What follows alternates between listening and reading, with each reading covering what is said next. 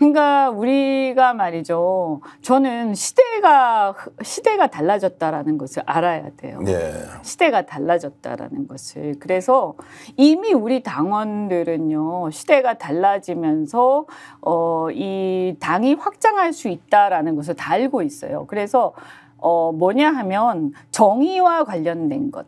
예를 들어 최상면 특검 문제. 그다음에 어떤 무엇이 옳고 그른가 누구나 상식을 가진 대한민국 국민은 누구나 알고 있는 굉장히 단순한 문제들. 정의와 관련된 거, 누구나 딱 직관적으로 판단할 수 있는 것들. 이런 것들에 대해서는 매우 강력하게 투쟁해야 됩니다. 그런데 그래서 예를 들어서 그렇게 하고 그런데 예를 들어서 우리가 그런데도 불구하고 만약에 그 사람이 그 세력들이 단순히 우리 편이 아니었다라는 이유로 너는 우리 편이 아니었기 때문에 너는 우리가 예를 들어서 집권을 해나가는 과정에서 우리 편이 될 수가 없어. 근데 우리끼리 다 해먹을 거야. 라고 하다가 지난 정권이 망한 거예요. 네. 제가 이번에 이제 전당대회 특히 최고위원회에 나오시는 분들 몇 네. 면을 보니까요. 지금까지 갖고 있던 민주당에 대한 생각이 조금 바뀐다. 컬러가 바뀐다. 사람이 바뀌고 있다. 네. 그래서 예전에 제가 그냥 상징으로 말씀드리면 네. 정청래 의원 같은 네. 이렇게 강성 원래 정통 민주당 네. 친노 친문 이렇게 흘러왔던 분이 없어요. 네.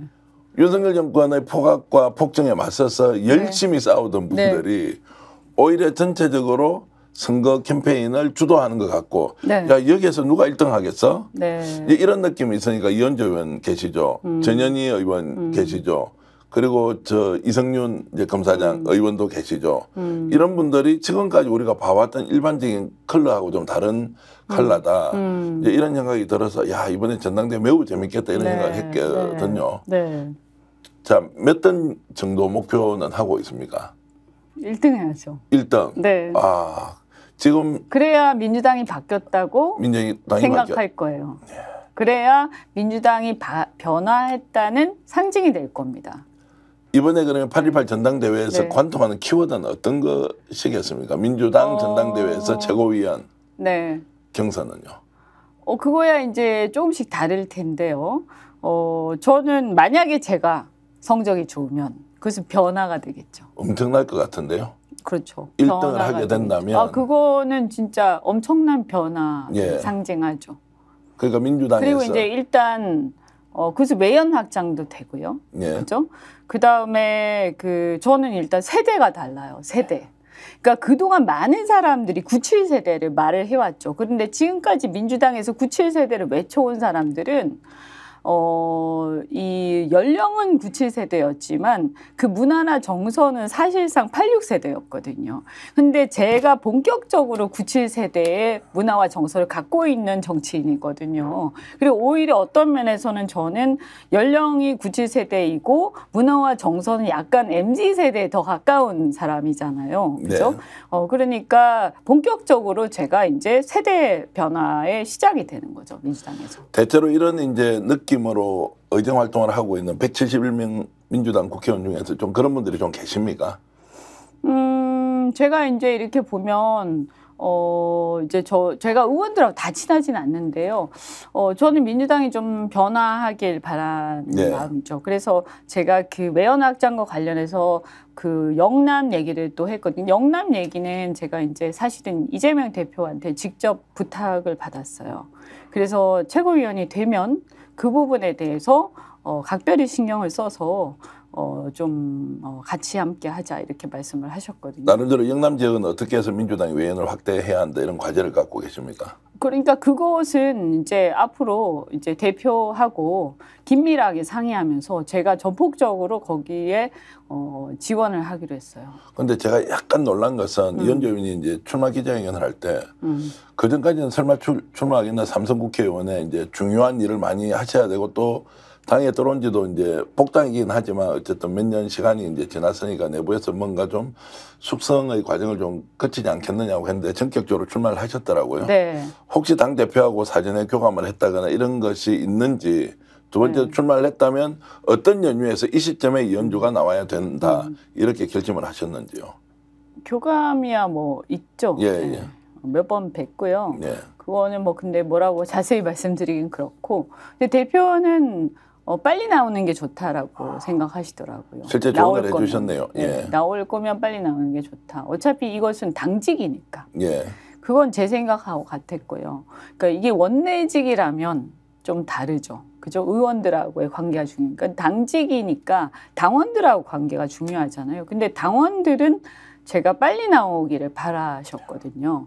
많은 당원들이 빨리 나오기를 이구동성 말씀들을 하셨고, 특히 우리 권리당원들은. 그래서 오히려 제가 머뭇거리니까 굉장히 많은 당원들이 문자를 막 보내시고 하셔가지고, 왜 안 나오고 머뭇거리냐. 제발 이현주 의원이라도 재지 말고 빨리 그냥 정말로 직진하라 이렇게 이제 요구가 많았다는 말씀이죠. 네, 그러셨죠. 그래서 저한테 왜 아니 그러면 배지 달고 뒤로 물러나 있으려고